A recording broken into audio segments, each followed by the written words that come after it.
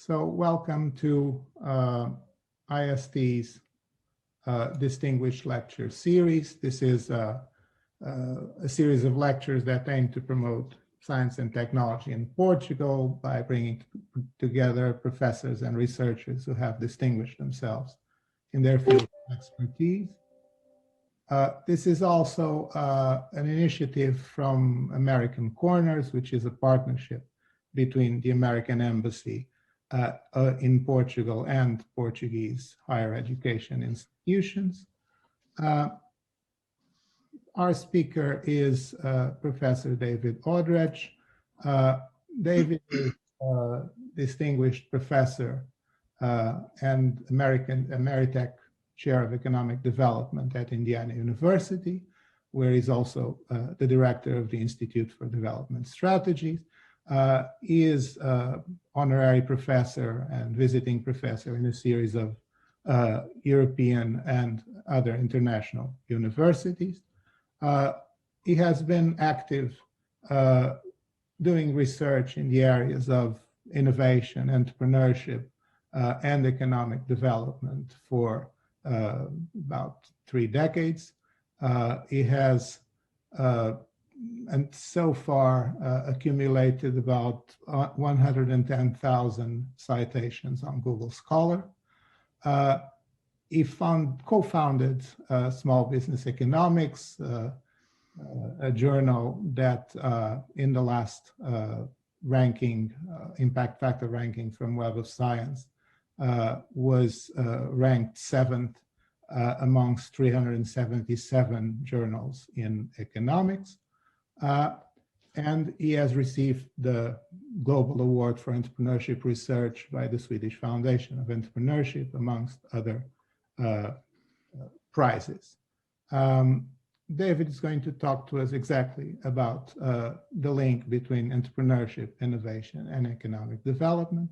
And without further delay, I would ask David to start his talk. Afterwards, if there are questions, you can just raise your hand and I will give you the floor. Thank you, David. Thank you very much, Rui, for that really kind introduction. As I load my PowerPoints here, let's get this set up. You know, Rui, your kind introduction reminds me of that old wise saying or eternal question: what's more important, the journey or the destination? And great scholars and thought leaders and all of us have kind of pondered that. Is it the journey? Is it the destination? But the real answer is it's the people you travel with. And, you know, traveling on this journey with you, Rui, we go way back also decades to when Rui was a PhD student in England, and it's made all the difference. I really appreciate our being colleagues and our friendship and being able to share so much of the journey. Well, Rui mentioned that the topic today is linking entrepreneurship to innovation and job creation. I spent the decade of the 1970s getting my bachelor's degree and my master's degree and my doctoral degree at various American universities and colleges. And I never heard any of these words once. Entrepreneurship, I'm sure I never heard that word once. Innovation, probably it came up a couple times. Job creation, nobody used that phrase. We didn't even hear a lot about employment, I suppose. But, and you think, well, what did I study? You know, music history or ancient Greek or something? No. I studied economics, and in particular, the focus or the concentration of economics that focuses on industry and business. And you think, how's it possible to spend basically a decade and never hear entrepreneurship, hardly innovation or job creation? And the answer is something I took off the web, obviously off the internet.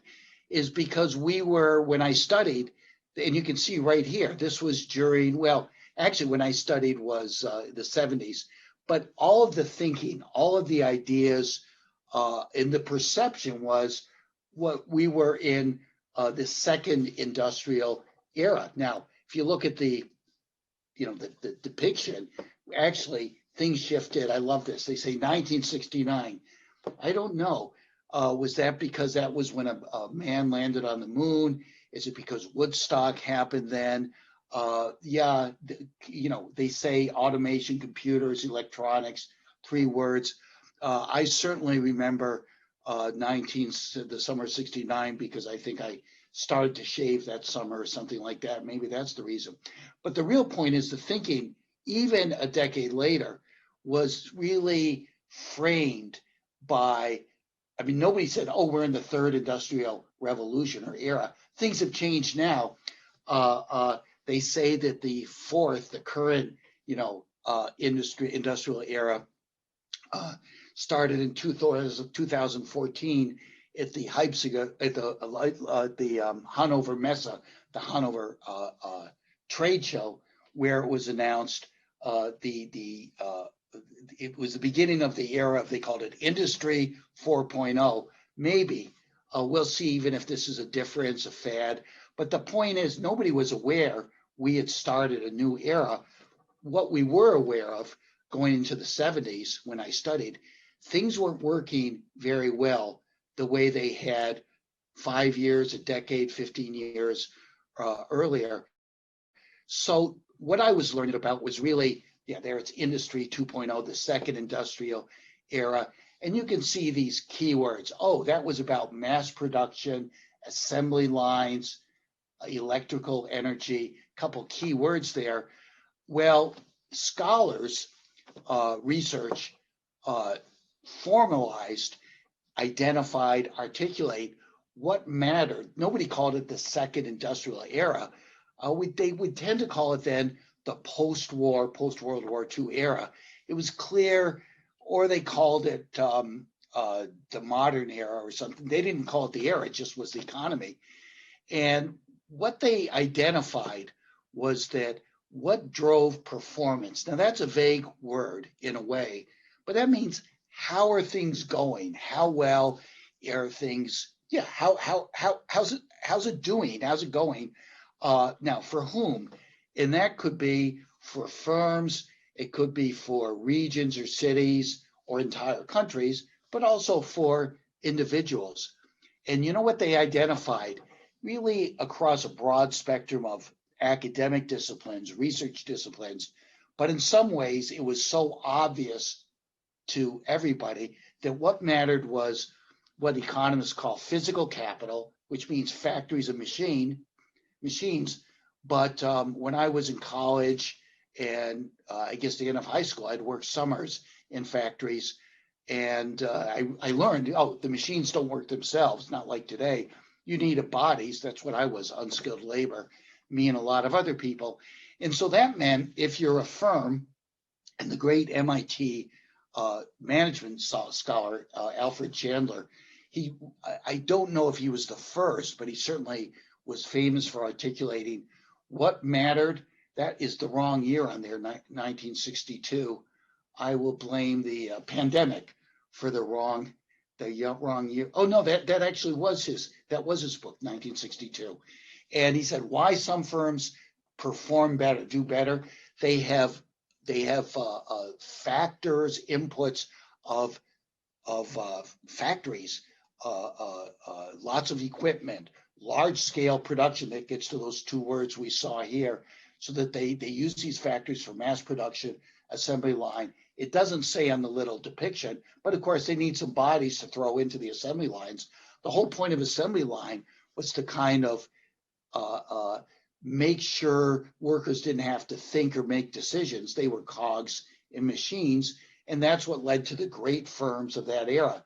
Now, from on a whole different front, economists like Robert Solow, most notably, won the Nobel Prize, was awarded the Nobel Prize for identifying why is it that some countries do better than others. And it became pretty clear the North does pretty well, the northern countries above the hemisphere, and the South tends to struggle a lot more. Now, Solow did this through data analysis and through modeling, but the answer was pretty simple. They have something in the North, whether you're talking about Switzerland or Sweden or France or Canada, they have something America don't have, which is physical capital. Now, they probably had the unskilled labor too, but that unskilled labor is mobile and tended to move to where the physical capital was, it was hard to get, I want to say, your hands on the physical capital for a country or for a region. So in the United States, this always shocks my students here when I don't think they believe me when I say, oh yeah, back when I was coming certainly into high school, possibly when I was graduating in 1972 out of high school, the richest country in the United States was none other than Detroit. And it was the poster child of a successful, wealthy, wealth in the sense of it generated jobs, a lot of good jobs. How did they do it? It was no secret at all. Physical capital and skilled labor. In fact, it was such a non-secret. I mean, people have been aware of this for 100 years since this second industrial era started. Karl Marx, most notably, I know he traveled to the United States right after the Civil War, possibly during the Civil War in the 1860s. And it's, what did he title his famous book? Capital, Das Kapital, that what drives society, underlying it all, is capital. If you've got it, you do well. If you don't, you're going to struggle. And that was this great divide. And of course, the unskilled labor, I mean, in a way, that's what led a little bit to probably the Marxist theory about the labor theory of value. But that takes us down to another discussion. But the point is, when you talk about place, whether it's a city, a state, or a province, or a country, or even broader, the North and the South. Why was the North rich, they would say, and the South poor? One word. It was the same word Karl Marx used, capital. And then for individual workers, it's strange that, for young people to hear me say this, oh yeah, if people, workers, could work with capital in a factory with mass production, they would have a middle-class life. They would have a good life, whether it was in the States, in Detroit, that's one book about Detroit, or in Europe, say in the Ruhr Valley, the Ruhrgebiet, or in the other industrial centers of Europe. But the Ruhr Valley was where the wealth was, for example, in Germany after World War II. Why? Because they had the capital. And, that's what drove performance so for a worker, it means you would want to go and migrate to where the physical capital was. I like this book. I could have given a lot of depictions about wage rates or the employment shifts and, the GDP per capita, but I like this depiction because Don Lockbeer was my grandfather. And he was a newspaper editor of the Detroit Free Press. And he wrote one book in his life, and I got that cover off the internet, Detroit's Coming of Age. And he wrote that book really in the early 70s, probably from a lot of his preparation for the late 60s. And it's celebrating the emergence of the greatest, most successful city in the United States, and at that point, presumably the world. And, everybody knows now Detroit's the poster child for what went wrong. So the point is, people didn't think about innovation as to what makes a difference. They certainly didn't think about entrepreneurship. They thought about factories, plants, people working there, because that was what was driving success or performance back in that era. Now, things changed, and that's what we can see here. We know, I'm not sure about the year 1969, but I like it. It's very definite. Oh, I have to say, So, when you look at this, of course, I'm experiencing this fourth industrial era, and I came of age in the third industrial era. That's really what became clear as we sorted it out in the 1980s and 1990s. And then I was really formed. I'm a child of the second industrial era. And I suppose the reason why Rui invited me was if I was just a little bit older, maybe I would have experienced all four industrial eras. But no such luck. But anyway, things did change, whether it was in 1969 or in the 70s or a little bit earlier. And we know what changed was, yes, technology. And we could say, oh, automation, computers is the operative word here. We also had a change in geopolitics that starts maybe a little bit more in the 70s and 80s and really takes off with the fall of the Berlin Wall on November 9th, 1989, which is the G word, globalization.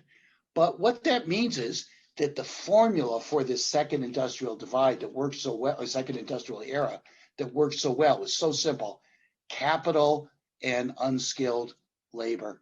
And boom, the firms are happy, the place is happy, the workers are happy. It also tells us about policy. If the place doesn't have factories and large-scale production and the kind of firms that do that, the policy is obvious. Try to get them. And I remember when I first got to Europe in the mid-1980s, and the talk was in Spain, in Portugal, the south of Europe, was how do we attract inward foreign direct investment, which meant attract Ford Motors, General Motors, get the factories, get the plants, they'll supply the jobs. That's what drives performance. But that changes, of course, as it becomes clear with the technology, but also what we now call globalization. Yes, we still use manufactured, consume them products more than ever. I look out my windows in the parking lot and I actually see cars out there now. I mean, all this furniture and the computer, it's all manufactured someplace. Certainly not here in Indiana, probably not in the US. We know, yes, globalization means a lot of it's outsourced, offshored, but it's new ideas, new products, innovation that's much more difficult to outsource and offshore to Asia or to South America or some other place. So it becomes in this, it's just a character depiction, this new industrial era. Oh, something else matters. Detroit, for all the, and I sometimes think, oh, thank goodness my grandfather didn't live. He passed away shortly after publishing the book, to see what happened to Detroit, which is, by all accounts, maybe the most disastrous place in the United States. How could it go from number one to, the most disastrous city? Well, the answer is it got too stuck in this, you could almost say formula or this strategy of what worked earlier. It stopped working because of not just changes in technology, really more broadly, changes in the world. And we know that, what mattered, it became clear, is the ability to do something different than had been done before, which is innovation, because that's hard to outsource and offshore to where labor costs are cheaper, like in Southeast Asia or, say, South America. The problem was the thinking about innovation, which it didn't seem to really matter that much. And what thinking there was basically, well, Robert Solow, this Nobel Prize winner, had led the way in its Nobel Prize winning work.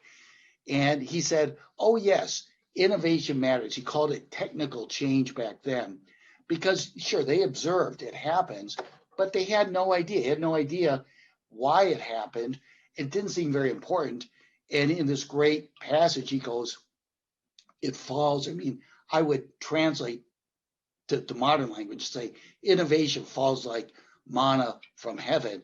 And at one point, Rui, I think we had our colleague friend Adam look up, what does manna mean? I never heard that word, which is a kind of something beneficial from heaven. And there's a depiction out of the Bible or some biblical time. And of course, this is good. But what's that mean? It means it's stochastic, it's random, it's luck. What's the policy implication? I mean, policy implication, Solow never said this, must be, hey, are you lucky? You can harness this luck, and other than that, there's nothing you can do. Well, that didn't quite make sense. As scholars, thought leaders in policy and business start to realize it's not just about factories anymore. More and more, it's about innovation. Can we just say, well, if we're lucky it'll happen? Surely there's something we can do. And, you know, they appealed, or at least the insight of an earlier Nobel Prize winner, Milton Friedman. You know, he had great insight in a lot of things, and most people have heard this. He said famously, there's no such thing as a free lunch. And, you know, what he meant by that is to get output. And I suppose back in the second industrial era, what he meant was to get automobiles, steel, clothing. That's the output. We need inputs, which there it is, physical capital and unskilled labor. And that's why the North was rich. Detroit did well.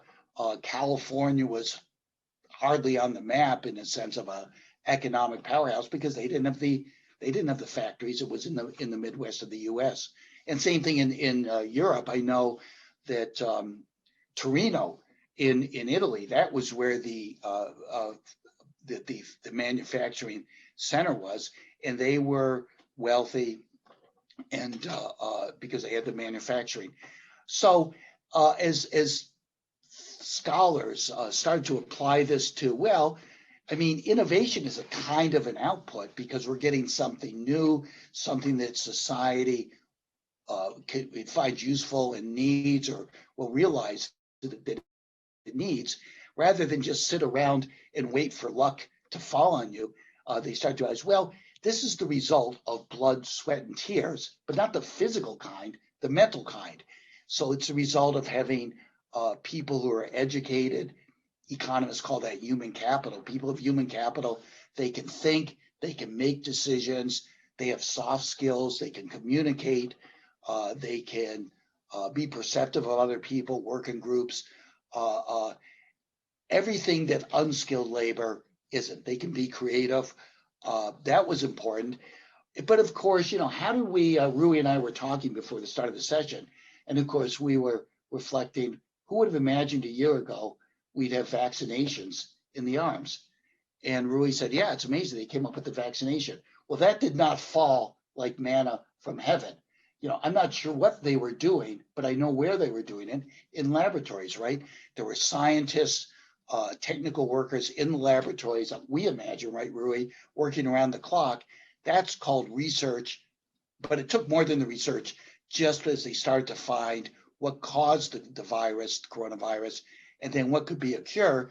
Then they had to do the clinical testing. They had to do the development. So yeah, research and development is clearly important to generate, in this case, the innovation that was the vaccination. But in general, that's why companies, that's why societies, whether they're regions or provinces or countries, do research and development. Yes, it's good to have knowledge, but it's very good to have knowledge that's going to solve problems like the corona pandemic. So it was clear that when it comes to innovation, when it came to manufacturing cars and steel and clothes, factories were great. They still are for those things. They just tend not to be located in Europe as much as they used to be, or in the United States or Canada or Australia or Japan, because they're outsourced and offshored thanks to globalization. And we can see, the data supports the rising, in a way that they increased, I want to say bias, but clearly the increased importance or value of having education, having human capital, compared to being an unskilled worker. The dark line on the two panels, the one on the left is from men, looking at the real wages, changes in real wages each year for males, and then on the right is for females. The bottom line is for what we could call totally unskilled workers, high school dropouts, people with no or little human capital. And then it kind of goes up. The next line is for people who've graduated from high school. Then we've got people, the middle line is for people who went to higher education, college or university for some years. Then we've got the people who've got the bachelor's degree, which is the second highest line. And then people who've got postgraduate education is the highest line. And, you know, we can see if you go back to the 1960s, there wasn't a lot of variance or spread, either for males or for females. Yes, it always paid a little bit more, but, you know, Rui would know who's closer to being a labor economist than I am. These little graphs don't control for age, they don't control for experience and so on. We know that education takes time. So of course, people who have a bachelor's degree or beyond, they're going to tend to be older. So yeah, sure, they always earn more, but not a lot more. I know when I started my graduate school in 1976 at Wisconsin, University of Wisconsin, you know, neighbors, friends, relatives, they didn't say it unkindly, but I was kind of aware of this unspoken question, which is, that's great, but why would you do that? Because you could earn more money by going to Detroit or Pittsburgh and steel or tires in Akron.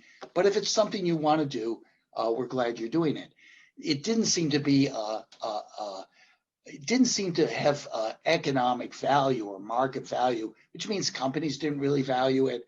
The market didn't value it. It was maybe good to do for personal reasons, social reasons.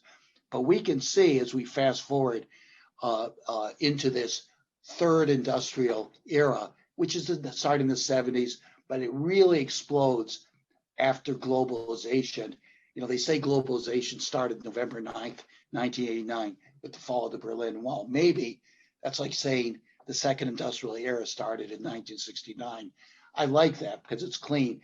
But in any case, we can see this divergence really explodes. Explodes more for males than for females. It explodes more in the US than in Europe. But we see this divergence between the returns to human capital. We see it in every developed country in the world. As I said, it might be more in one country than the other. It might be more for one gender than the other. But the trend is obvious. Human capital pays, and so does research and development. So, you know, Europe had a tough time in the just like Detroit in a way, in the 1990s, because I think that I was living in Europe then, and some of the great policy leaders, thought leaders, economists thought that, well, with the end of the Cold War, the fall of the Berlin Wall, now we can, we'll have markets in Eastern Europe and beyond. We won't have to deflect resources into this Cold War and everything that meant. But it happens right at the time when the world is globalizing. And so Europe struggled, as did Detroit and much of the United States, because that old formula of physical capital, factories combining with labor that's not high human capital, it wasn't working. The EU, in its annual Council of Europe, you know, realized what's on this picture, realized that innovation is what matters, and realized what Milton Friedman was implying when he said there's no such thing as a free lunch. So at this famous Council of Europe, in the very city that Rui's in the very city that the host of this event, and actually the sponsor of the event, is as well in Lisbon. This is the Council of Europe in March of 2000, and they made a mandate that Europe has to make a commitment for performance to do well. That means people do well, they have good lives, companies do well, and places do well, whether it's Lisbon or Montpellier or Stockholm or Weimar, Germany, where Rui and I used to work together a little bit. So this was the Council of Europe in 2000. And what they said was really what seemed obvious now looking back. But at the time, it was heralded as a bold new direction and widely criticized. So it used to be very fashionable. I think I used to visit Lisbon then, right? It was very fashionable to criticize not Lisbon, but the European Council and the Council of Europe. And I took this is the depiction in the actual document. I found it on the web. I'm very proud of myself. You can see that old kind of type, and I like it because it's got a historical feel. That what matters for Europe to become a leader in the world, economic leader, social leader, was what they called the triangle of knowledge. And there it is: research and technology, well, that's research and development; education, that's human capital;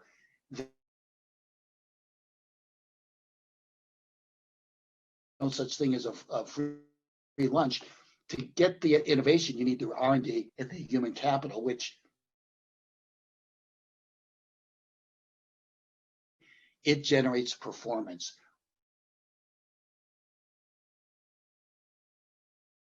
The crisis in Europe, or the challenge, which was about growth and jobs, which was the same challenge Detroit had, Pittsburgh had, Cleveland, Ohio had, the Ruhr Valley had, Bilbao, Spain. Bilbao, Spain had been a thriving city region when it was based on shipbuilding, which relied on physical capital and unskilled labor. But the world changed. They were no longer competitive versus international competition in Asia, principally in Korea, I believe, South Korea. And so they had a growth in jobs, either crisis or challenge.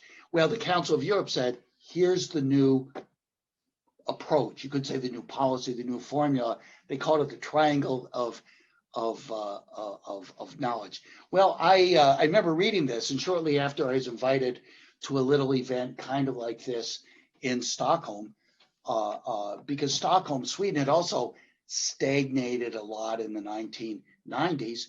And I marched into Stockholm. I remember it was hosted by the Minister of Industry and Economy in Sweden. And I marched in, and I knew the new theory in economics that said it's not about physical capital, it's about knowledge or knowledge capital. It's about innovation. And I knew that, well, what that meant for policy was exactly what we see on the PowerPoint: R&D in education, which came from, it wasn't really from the Council of Lisbon. I mean, they made this PowerPoint, they made the depiction, but all of the great thinkers of macroeconomics, economic policy said innovation's the way forward, and the instruments, the policy instruments, are R&D and human capital. So I marched into Stockholm, I remember, and being somehow secure, knowing the economics literature and having a sense of this proclamation from the European Council of Lisbon, and said, well, I know what you need to do in Sweden. You need to invest in R&D. You need to give more tax credits for R&D. You need more subsidies. You need to increase research at universities. And then you need to ramp up human capital, education in every form. Creativity is part of human capital. So I said, maybe you need to invest in creativity of Sweden, which is kind of amazing, given somebody from my side of the Atlantic goes over to Europe and says, you need more culture here. It's like, it must be a European nightmare, as if some American is instructing Europeans how to play soccer, which is never going to go over very well, right? But I remember that day because the Minister of Industry and Economy in Sweden was very polite, and he said, well, we're sure the professor must be right. He goes, but nobody's going to believe him here, because by all of the measures, we're number 1 or 2 in the world in terms of research and development per euro expended, or in terms of patents. Where you had the highest patent ratios in the world relative to the size of the economy. In terms of education, he goes, we have the highest levels of human capital. Maybe there were 1 or 2 behind Japan at that point, but they were right up there in the Champions League for sure. And so then he asked, what are we doing wrong? And somebody else in the audience or in the panel was mentioned, he said, well, our problem is we suffer from the Swedish paradox. And here's a paper that was written depicting this Swedish paradox. And what was meant by this, they seem to be doing everything right that the academic thinkers, the theorists were saying. You need investment in knowledge, research and development, you need human capital, you need R&D and patents and education and the rest of it. But then also the policymakers like the European Council of Lisbon had emphasized that. Sweden was doing it. The paradox was, where's the innovation? Where is the impact of that?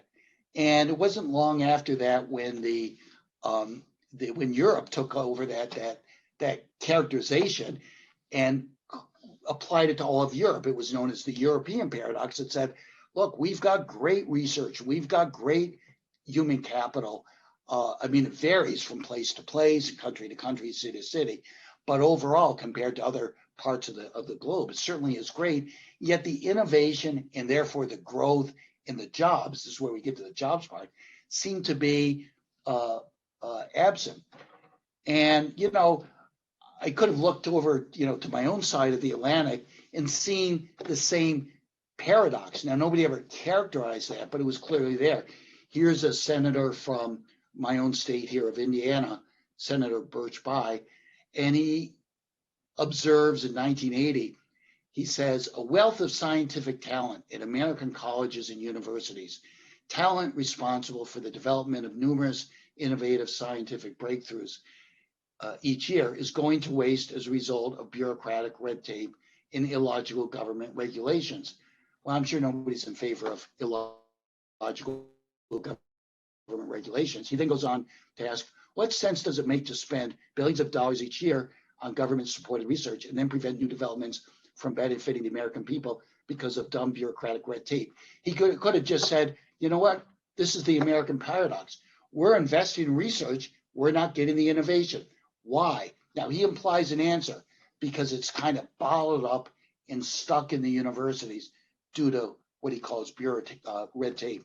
Maybe, but the point is, whatever the reason, the investments, and of course, they're very expensive investments in human capital, education, cultural programs to foster creativity, research and development, it's all very costly.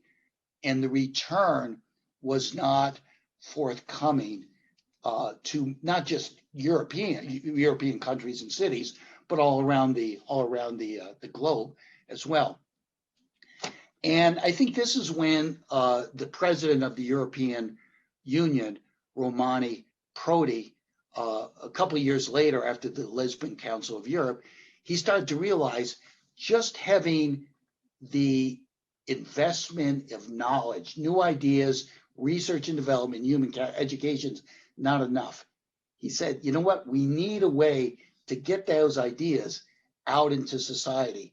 Somebody, some company, somebody's got to actually make it happen, which is what he refers to as entrepreneurship here in a famous speech.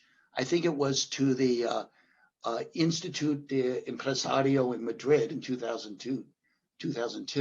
And he says, our lacuna, I really had to ask Adam to look this. I never heard this word. Our lacuna, it means our lack, our deficit in the field of entrepreneurship. He's talking about Europe, needs to be taken seriously because there is mounting evidence that the key to economic growth and productivity. Now that's the performance. He's not saying is it for countries, provinces, states, firms. I think he means all of the above, that the mounting evidence says that it lies in the entrepreneurial capacity of an economy. Now, President Prodi had an advantage. He actually, like Rui and myself, was a PhD economist. He used to teach at the University of Bologna. I think after he retired as president of Italy, because he went on to do that, he then resumed his professorship in Bologna. So he was in our field, the same field Rui and I were, but I noticed neither Rui or I ended up as president of the EU. So he had something, but he had this vision that something else is needed.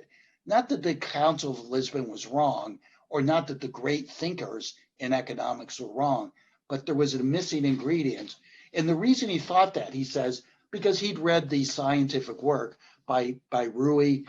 He doesn't mention him by name. He doesn't mention any of the people by name, but Rui and among others of our colleagues and our friends, Roy Turek, I know, and so on, who'd actually documented in study after study, in country after country, province after province, this relationship seemed to hold. Prodi got wind of this and then realized this has to have impact policy. Now, he also knew of, we could call them case studies or examples, but they were there and they're compelling. And these happened as Romano Prodi and I were coming of age. Yes, back in the early days of that third industrial era, the computer era. Well, this is what the computers look like, at least the personal computers. There was a company named Xerox. I suppose Rui remembers them with the copy machines. The young people won't even remember what a copy machine is. They made like 95% of all the copy machines in the world. They had, because they had a research and development facility out in Palo Alto, in California, and the scientists and engineers came up with not a better copy machine, which was their job, but these things, which now we say, oh, that's a personal computer. At the time, there were only big mainframe computers and not many of them at all because they were just unwieldy, incredibly expensive. So the scientists, engineers in the research and development, with all of their education, human capital, probably came from the best universities, MIT, California Technology Institute, and so on. And they come up with their personal computers. Well, they say, look, we've got this new invention, and we think Xerox will be very successful if they transform it into an innovation and start to produce and sell it for the market. You know, the smart decision makers in the company looked at it and said, but how are these going to help us make better copies? That's not what we do. And we don't know anybody who would want to use this. All the people we know watch television, go to sport. I don't know what they do at their free time, but they certainly don't do this. They said, no, this is like no value. Go back to work. You're wasting our money. Give us something we can use. So they go back. Some of these guys or people, they knew this young guy, Stephen Jobs, who also lived out there in Palo Alto. He gets wind of what they're doing. He's kind of in this underground, they call it a hacker world of people trying to build personal computers. They thought it was cool and fun back then. And they were all kind of dropouts and hippies. He gets wind of this. They're happy to show it to him because they're probably just going to throw it all away anyway. And he realizes, no, this is interesting, potentially valuable. He joins forces with Wozniak, starts Apple, and the rest is history. But notice you can say, oh, wow, well, that's Steve Jobs. The point is, all that expensive invention, the ideas, the research and development, all of the education, human capital, all the cultural experiences that contribute to creativity, it was just going to lay there dormant. It took entrepreneurs to get that idea out of the organizational context, meaning Xerox, where it was created. They're the ones who spent the money, but they didn't think it had value. But Jobs and Wozniak, they thought it had value. And, you know, the rest is history. Although you could say, oh, if they'd done it in Detroit, Detroit would be Silicon Valley now, possibly. I mean, Detroit would be rich, but no, Detroit was not hospitable to people like this. There was a reason why they were in Palo Alto. Now you think, oh, that's California, far away from Lisbon, although they're both sunny and the weather looks nice. I can see on Rui's picture. No, it's not a California story. It's not a Silicon Valley story. It's not even an American story. Here are 4 of the 5 founders of, well, SAP, and they were young men. They were working for IBM near Heidelberg and Baden-Württemberg, Germany, and they are very, I don't know, I think they're all engineers, and they, of course, very educated. That means society invested a lot of money in their education, Germany, and then, of course, the company invests a lot in their training. They're working on research and development. They come up with a new product and invention, which is some kind of software for business.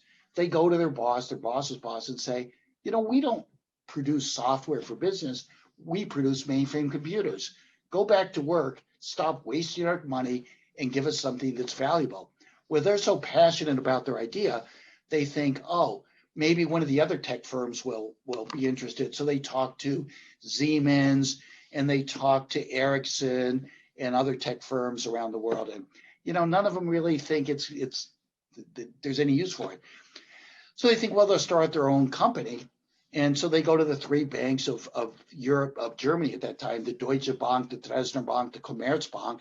The banks think, wow, this is great. But they say, you know, if this were any good, IBM would be doing it. So it must not be good. Fortunately, there was a regional, small, family-oriented bank in Baden-Württemberg near Heidelberg, gave them seed money. They started SAP, and the rest is history. Now, when you know, in a different project, you know, we have maps of the wealthiest places of Germany. That little, it's smaller than Baden-Württemberg, which is a province or a state. It's like this little region is incredibly wealthy because thousands of employees were working there. And then it kind of spread through Germany, and then it kind of spreads through Europe. Now, decades later, of course, it's a big global company. But the point is, it took the entrepreneurship to harvest all those expensive investments in research and development, in education, even in culture. These are cultured, creative people. I know one of them, Jakob, started a university up near Bremen, the Jakobs University, but that was after another story. And then, of course, we have, and I'll wrap up shortly, Rui. I know, even with an ocean between us, I can tell when Rui gets worried that I might never stop. You know, this is, of course, the Microsoft founding team. If you're my students, I give you an exam and say, can you tell which one is Bill Gates? And, you know, they're so young now and it's so long, they'll typically say, it must be the guy with the biggest beard, because that's what matters. No. Of course, he's the guy in the lower left-hand side. And this is the founding team. And you could say, well, wait, they didn't get the idea from somebody else. I mean, they started Microsoft. That's true. But once he realized it was valuable, he tried to sell it to 13, 14 different companies, technology companies.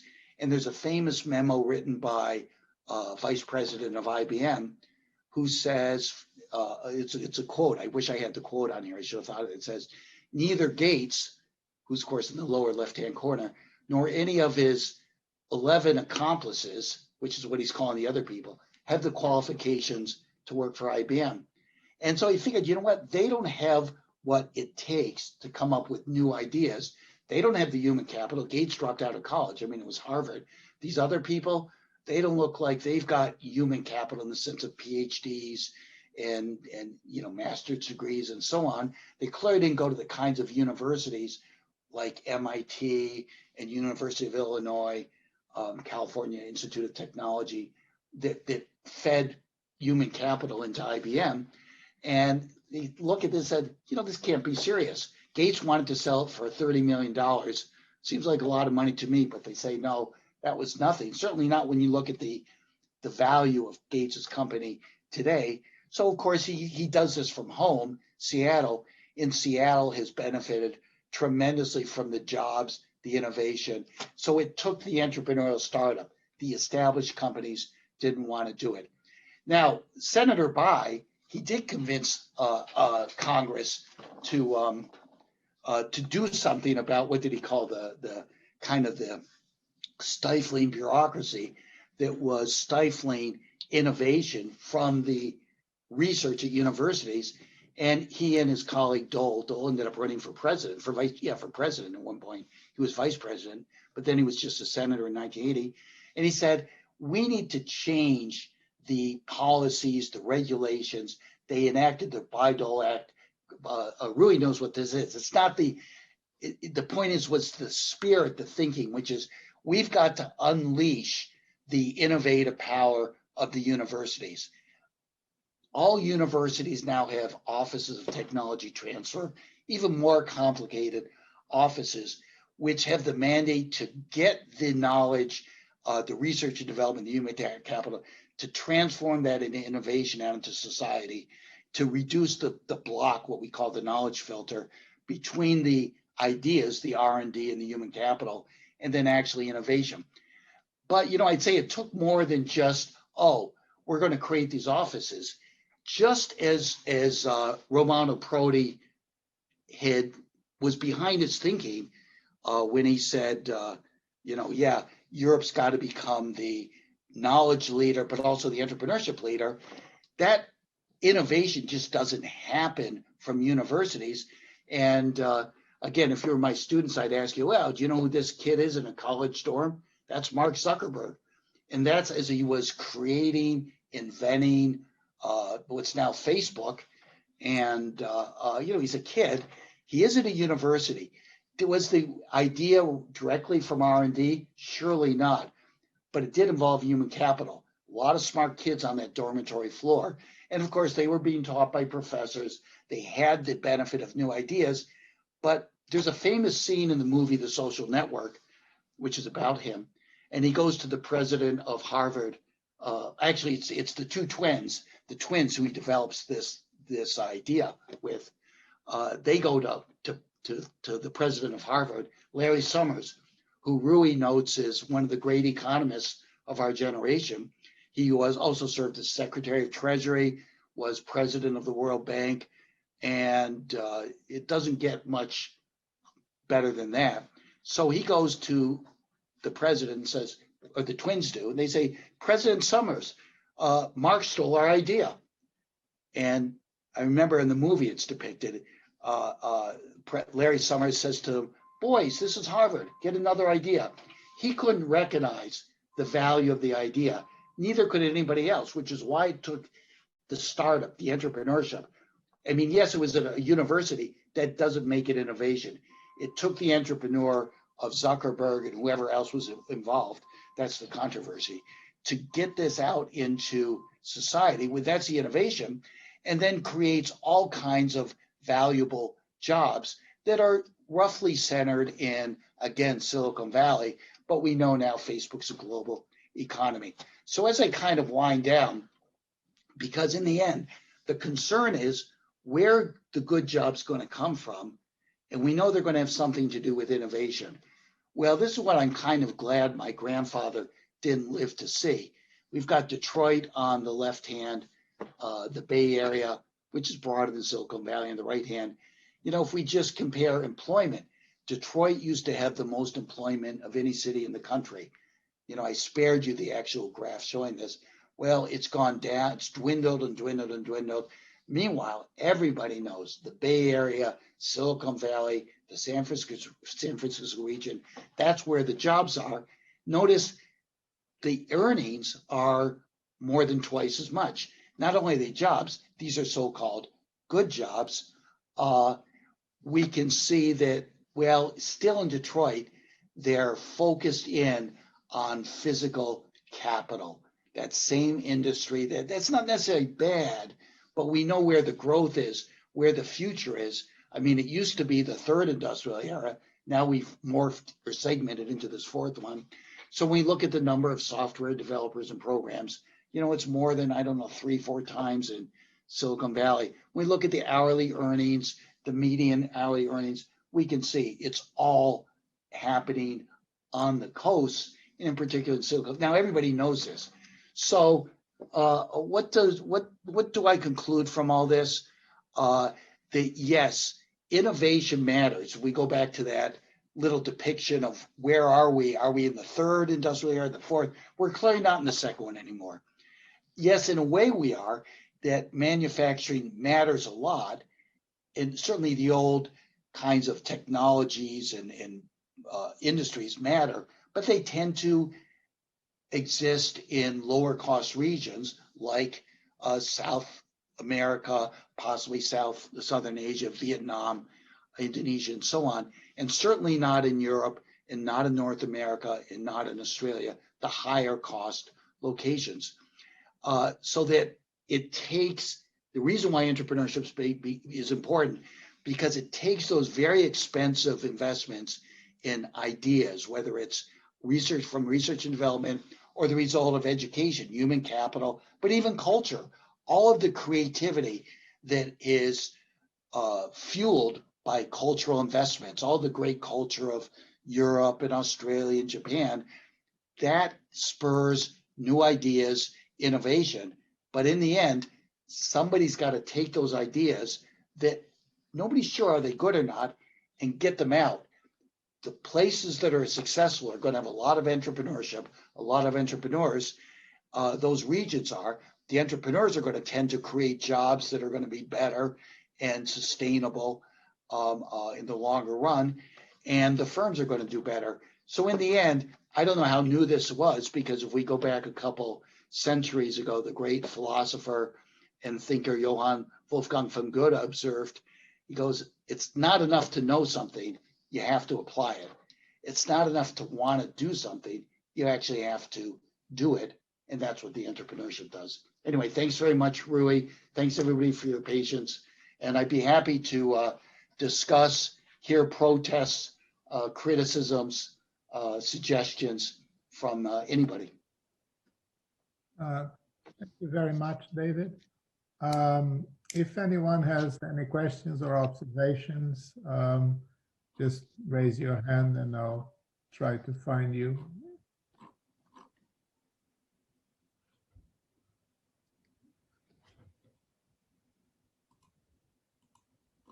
Okay. So Bill, you can go ahead. Thank you, David. That was very, very interesting, stimulating. Something I think might be related to what you're talking about, and I'd like to hear your take on it, is that in the research that I've been doing with colleagues in Australia, we've interviewed hundreds of engineers, practicing engineers, about what they do in a normal week's work. So we have hundreds of interviews. And after we'd accumulated all these interviews, we started to get interested in value creation. So we went back and looked through all the interviews to see when value creation might have come up in the everyday life of these practicing engineers. And it never did. Nobody ever mentioned it in those terms. The word value came up occasionally, talking about, the values for the specifications and numbers and so on. So, well, I'd be interested to hear your comments on our data. I really appreciate that, Bill, both the question, but also your research. One of the great things about my talk, or it's a characteristic, I never actually talk to anybody. You see data, you kind of read accounts, but in the end, talking to people, or better yet, what you've done, listen to them, right? And hear, what do they actually do? What's kind of shaping their work? And now I'm repeating what you said. You learn that they're not thinking about, nobody's talking to them about value creation. So strangely enough, what gives their work value is not creating value, it's something else, which you probably uncovered, but the point is it's not creating value. And right there you can see, I think it goes back to a culture or ways of thinking that were created. You can see I'm way too obsessed with this. I don't even believe in this thing. Back way when I was young, in this era when we knew what had to be produced and we knew roughly how to produce it. So it was kind of extraneous or irrelevant for the engineers to think about what creates value. We knew what created value. It's the assembly line. It's the factory. It's the, do your job. And I mean, I've got the advantage. I grew up in that era and I remember that mentality. But it's, you can see it in, what you're talking about is a profession, which is interesting. To what degree is that prevalent in a profession? You seem to, or is it in a company, or is it in the industry, or is it a place? But we know, I think we know, or we suspect, that was the problem and the challenge in Detroit. I know that kind of hearing some depictions of Adelaide, which now is, has emerged as the best place to live in the world, or second best. But in any case, there used to be a lot of industry, and it kind of mirrored what happened in Detroit. And there's this sense when I hear people talk about it, again, it's this mentality or culture that you're describing, not enough sensitivity to where is the value for a market or for society. So I think you're on to now. The only trick I'd say, it doesn't contradict anything you said, goes back to this picture. So how would they know when they created something valuable? And that's actually not trivial, because these engineers, I don't know if they thought they created something valuable, but clearly their bosses didn't. And that's the part of innovation. But I know this, Bill, if you don't ask the question, you'll never get the answer. And that really suggests either education has to be a little bit tweaked for engineers, the culture has to be tweaked. I don't know, but you really hit on a great opportunity for any company, educational program, or place, whether it's Adelaide or Australia or Lisbon or Canada, that wants to be more innovative. I really appreciate that. Yeah, thanks, David. I think, when you're saying about how we need to think about ways of changing how we educate, or even lifelong learning of engineers, I think that's the conclusion that we came to anyway. So I'd agree with you. Thank you. It's funny, Bill. In a way, you're kind of criticizing Fungoda, having just celebrated, because we must do, but really you're saying, but you have to do the right thing, and that's tricky. You have to do something that's valuable. It's not, and that's you're right. There's a lot of opportunities there, I think, around the world. Thank you. Any other questions? Afonso? Hello, Professor. Thank you so much for such a fascinating talk. I'm a PhD student here at IST as well as Carnegie Mellon University. I was just curious to know your opinion on your take on, you were talking to us about this transfer from Detroit all the way to Silicon Valley. Do you think, with COVID in the past 2 years, if there was any massive transition of this really impacted the places where innovation is being, in a way developed, or if in your thoughts, it's kind of the same? Oh, that's a great question, Alfonso. I mean, if I reframe your question, you're kind of asking, is this now the end or the beginning of the end for Silicon Valley? Just like what happened in Detroit. And it is interesting, I mean, kind of implying, wow, there's a geography to these different industrial eras. And we know, I mean, it's kind of obvious. It's shifted in the United States from the middle to the coast with the advent of the third industrial era. And in Europe, it's shifted from, it's different for different countries, but we know, and say in the UK, it shifted from Birmingham and Manchester to the north of England, right? Where, the south of England, right? With London, and then that great cluster there. And we can see this, in Germany, it's shifted from the Ruhr Valley now to Bavaria, which has had the great knowledge and entrepreneurial. So, your question is, is this the beginning of the end? Either because we're kind of starting a new, we're in this new fourth era, or even that you're implying, well, we've learned to deal with distance differently. And, the answer is, I don't know. It's a great question, but I do know this. I've been hearing this question since, I swear, 1995, 94, even 1990. There were articles written of, is it over for Silicon Valley? And I keep waiting for this. A lot of reasons to say, yes, it's over, that it's hard to sustain the creativity, the culture, the high costs kind of prohibit entrants to come in, young people to come in, people want to be entrepreneurs.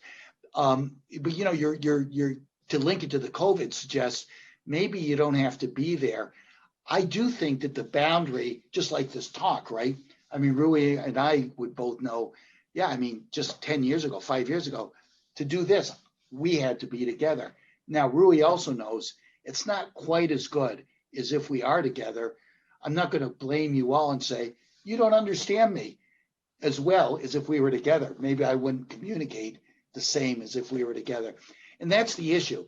So I think that there's an interface that says, to what degree do you have to be there at the place to communicate in such a way, but also goes back to Bill's issue, to have a sense of valuing different new ideas, different inventions, to get a sense of what's valuable, what is it. Even if you're looking for a value proposition, it's not self-evident which new idea, which innovation, or which invention is going to turn into an innovation. Now, to what degree do you have to be at the place? Clearly, the boundary has shifted more and more. We know for using information, I think it was Marian Feldman made a great depiction between information and knowledge. And information is costless. It's like saying, oh, the temperature in Lisbon is whatever it is, 27 degrees. Well, everybody in the world can know that. But to get a sense of something where communication is benefits from seeing the gesture. I mean, you're only missing the way my hands are moving. You can hear the tone of my voice. You can't quite see and I can't see yours. There's a lot of tacit knowledge. That's what Marianne said. Well, there's information which is explicit, and then there's knowledge, which is tacit. It's the tacit ideas where it's harder to write down, put it into a formula, say, do this, and you'll be successful. The more tacit, which means the more uncertain it is, probably the more you have to be there. So in the end, I come down to, no, I think that these great innovative clusters, whether it's Stockholm, London, we see Ronstadt from Rotterdam to Amsterdam. These are great, and a lot of it's because of the culture. They have a culture that makes it more difficult. And what does that culture promote? It promotes openness, creativity, people venturing out. It's a different culture. It goes back almost to Bill's question. That's not the culture he's describing of engineering. It's a different culture that is entrepreneurial. That's the thing that's hard to. So in a way, for all its horrible liabilities, the traffic, the cost, the expenses, all the unpleasant, all of it, it's still enough to draw people, not just Silicon Valley, but it's amazing. And I think it's that culture that ultimately is the great, is what's going to keep Silicon Valley, just like it'll keep London. Thank you so much. So it's more like if it's kind of these routine jobs, naturally you can do it virtually. But when we talk about value creation, innovative, especially fields or entail tacit knowledge, then maybe proximity would benefit also with. That's what or some kind of combination like we're doing here. I mean, you can tell Rui and I go way back. We do pretty well. You and I have never met. It's a different thing. But I'm going to kind of combine this with what Bill said. I don't know. I can feel myself bristle when you say that word, those words, value creation, as if it's like downloading my PowerPoints from Google, from the internet, right? The problem is nobody knows what value is. If it's innovative value, that means it's uncertain.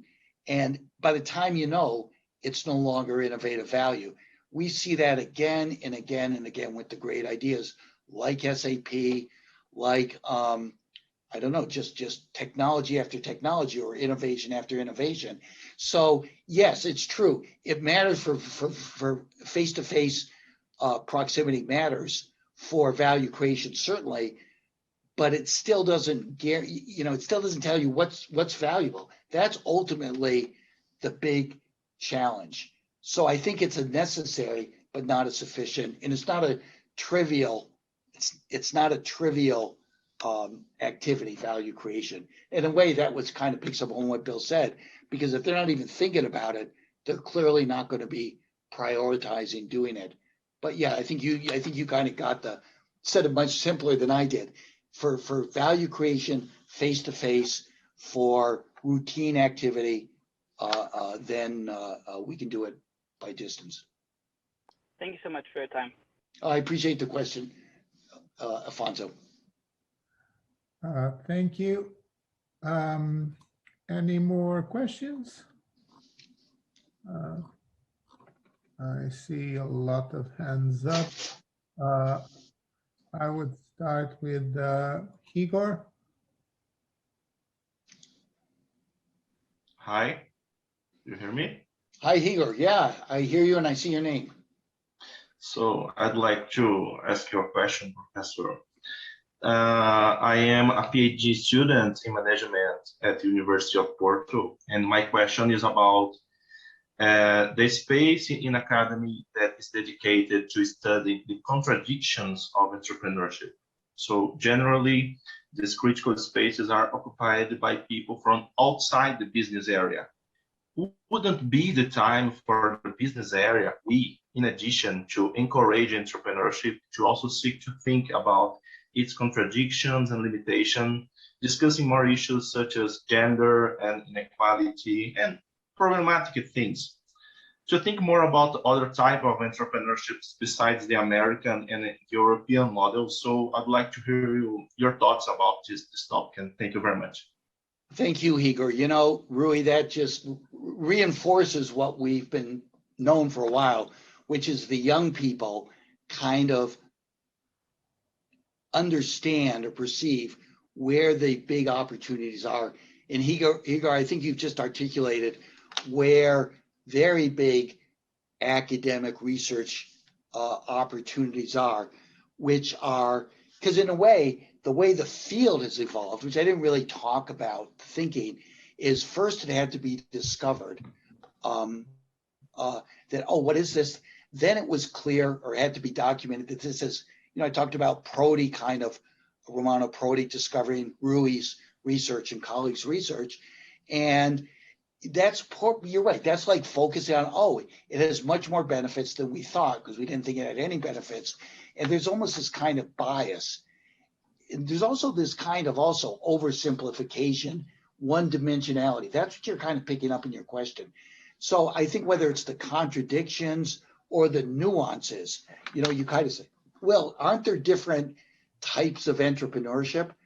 And I think the answer is absolutely. I think you're right to say, look at the literature and then to think about, well, what is missing? What's not being discussed in the literature very much that seems to matter? Like you say, there's more than one kind of entrepreneurship.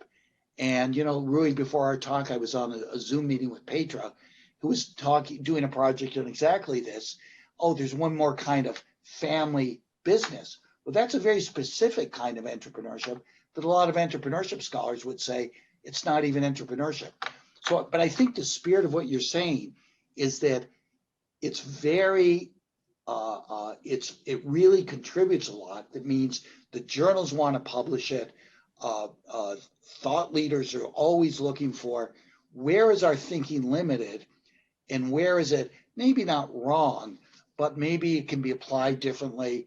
But in some ways, everything you've just said, whether it's, I know Dean Shepard, he's publishes a lot what he calls the dark side of entrepreneurship, which means, well, people in failed ventures, they commit suicide sometimes. They have big psychological, emotional challenges. But even that kind of, what exactly is entrepreneurship? We kind of gloss over it. Notice I did in my talk. I've learned to gloss over it rather than get stuck into a debate. Is it this one thing? Is it this other thing? Well, your question really implies, let's kind of come out of the closet and start to talk more, differentiate between different types. The great thing about, seeing your name up there, Igor, is, there's an awful lot to do. There's a lot of contributions, whether you make them within the field or make them without, outside of the field. My sense is the field, I don't know what Rui thinks, is broad enough, open enough. People love to hear what's missing, Because in the end, we're all looking for exactly what you're doing. We're looking for new research opportunities. You don't get very far by defending the past. You get far by building on it and taking us into the future. That's what you're doing, Igor, and I really appreciate it. Thank you very much. Okay, thank you. Haifeng? Hey, David, thanks for your talk. It's very informative. So I think the economic development practitioners, policymakers across the country, maybe across the globe, and especially in the developed world, will recognize the importance of entrepreneurship in regional economic development. I teach economic development policy at Iowa. One of the questions, actually two of the questions I often get is that, is there a chance for Detroit, cities like Detroit, you mentioned a few times in your talk, to build an entrepreneurial economy? And if so, how? And a related question is, are small towns in Iowa, small cities in Iowa, can they build entrepreneurial economies? And if so, how? I guess I'm trying to get some insights from you on these questions from my students. Thank you. Thanks, Haifeng. You know what? Your voice is familiar. Weren't we on a Zoom yesterday? Of course we were, yeah. We work on a lot of things together. Oh, no, I really, you know what, Haifeng, that really couples with the last question, because you're right. This, in a way, I'm not going to say it started with Romano Prodi, but in my lifetime, I've gone from seeing regional, we call them economic development policy. I think in Europe, they're called much more regional or local policy. But we've seen this evolution going from, it's what is congruent with that second industrial era, the focus on attracting large companies, large factories. Then as we enter into this innovation era, the focus becomes more from Michael Porter on clusters. In some ways, he overlaps the two. So the focus of policy is clusters. Then we see this evolution to one important factor, which Richard Florida champions, which is creative people, creative class, which is kind of a nuance about human capital. Well, now what we've seen, as you're kind of implying, is the you could say the fad or the trend is for entrepreneurial ecosystems, and with the idea that let's make our place, whether it's Lisbon or Iowa City, entrepreneurial. But here's how it couples with the last question. I think that many of the discussions and debates, policymakers have one thing in their mind, which is Silicon Valley, the Silicon Valley model. In some ways, that's what I presented, not in some ways, which is fine. I think that's why it did penetrate the policy era. But it couples with that last question, because there's a lot of types of entrepreneurship, and then it's not so clear this is recognized. Because my experience is Indianapolis, Bloomington, where I live, Kansas City, they're all looking, when they say entrepreneurship, they're thinking of Silicon Valley kind of entrepreneurship. But what we learn from colleagues like Ruiz and my colleague Petra, family business, which has a stronger tradition in Europe, especially I think Northern Europe, is a very different kind of tradition, very different type of entrepreneurship. And so is what the Germans call the Mittelstand Companies, which is they're not new, they're not startups, they don't take off and grow, they don't have exit strategies, they tend to be family businesses. And these arguably, people like me think they are entrepreneurship, but I fear in the policymakers, especially in North America and in Australia, for example, and I think increasingly in Europe, people have a singular model or view of what entrepreneurship is. So yes, you're right to say, well, it's diffused, maybe it's game over. But if you couple it with the last question, to have a one view of what entrepreneurship is going to lead to disappointment, because now it gets to your point about Iowa or small communities in Indiana. That model of we want venture capital funded, disruptive startups, like my examples. My complaint is really Rui. He didn't give me 7 hours to pontificate here, but that's not realistic for smaller communities, whether they're in Switzerland or New Zealand or Canada. But where we see communities thrive, smaller rural communities, is in Switzerland, Austria, and Germany, where they're centered around entrepreneurship. They don't call it entrepreneurship, they call it Mittelstand, or family businesses. It's a kind of entrepreneurship, but it's not the Silicon Valley kind. See how this segues and links exactly to that previous question? So I think that the challenge is to get the policymakers, the thought leader community, in communities across certainly North America, but also Europe and in New Zealand and Australia, to start to realize there's many different manifestations of entrepreneurship. It's not one kind, which is the Silicon Valley kind. I hope that answered your question, Ivy. Thanks, David. Okay. Any more questions? There was a hand somewhere, but it disappeared. Okay, so there aren't any more questions. We've been online for 80 minutes, so I think it's a good time to stop. David, thank you very much for this very enlightening talk. Thank you very much to all the attendees, and hopefully we will have more chances to talk about these subjects in future events, whether at a distance or in person, which is, I still think, much, much better. Thank you very much, and bye, everyone. Thank you, Rui. Bye. All right.